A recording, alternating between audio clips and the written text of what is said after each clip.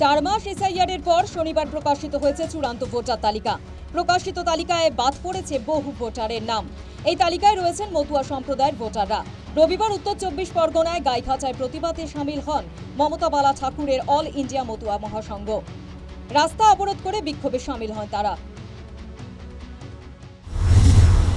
আমরা যারা শ্রীরাম ঠাকুরনগর ঠাকুরবাড়িতে যাই, মা মমতা ঠাকুরের সঙ্গে আমরা যারা অল ইন্ডিয়া মতুয়া মহাসংঘ করি, আমাদের অনেক মতুয়া ভাইদের নাম কেটে দেওয়া হয়েছে ইচ্ছা করে নয়।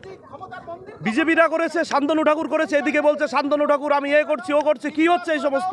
আমি কি এখানের ছেলে না? আমার তো এখানে জন্ম হয়েছে। আমরা কি এখানকার রোহিঙ্গা না কি? আমরা দেশে থাকি না, আমার ছেলে দেখা জন্মে নাই। এই যে জন্ম সার্টিফিকেট সব আছে, স্কুল সার্টিফিকেট সব আছে, এই জন্য আমরা এখানে রাস্তা অবরোধ করছি। তা কিছু বলে নাই, কিছু বলে না। অবিলম্বে বাদ যাওয়া মতুয়াদের নাম তালিকায় না তোলা হলে বৃহত্তর আন্দোলনের হুঁশিয়ারি দিয়েছেন মমতা বালা ঠাকুরের অনুগামীরা। যাদের ভোটে বিজেপির এমএলএমপি তৈরি হয়েছে, তাদের ভোট কালকে ভোটার লিস্ট থেকে মুছে দিয়েছে। তাদেরকে বলা হচ্ছে তারা ভারতবর্ষের নাগরিকহীন, তাদেরকে বলা হচ্ছে ডাউটফুল।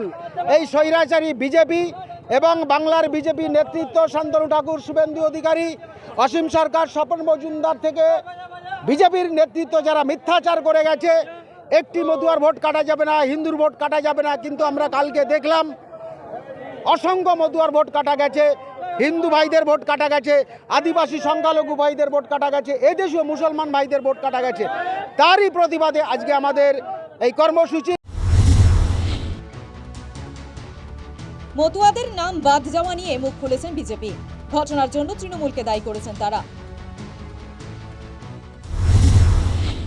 প্রত্যেকটা তৃণমূলীকে ডেকে দিন, প্রত্যেকটা নেতাকে ডেকে দিন, তৃণমূলের যারা, যে আপনারা প্রকাশ্য অন রেকর্ডে প্রকাশ্য সবাই আপনারা থ্রেট দিয়েছেন বিএলওদের, যে যদি নাম বাদ যায়, যদি এই যায়, তাহলে পরে এরকম হবে। আপনাদের থ্রেটের জন্য আপনাদেরই তারা আন্ডার টেবিলে নাম বাদ দিয়েছে এই মতুয়াদের। সব জায়গাতে তাই হয়েছে, সব জায়গাতে তাই হয়েছে। আপনি বাগদা থেকে শুরু করে গাইঘাটা, তারপরে হচ্ছে বনগাঁ দক্ষিণ, বনগাঁ উত্তর, সব জায়গাতে এই একই অবস্থা।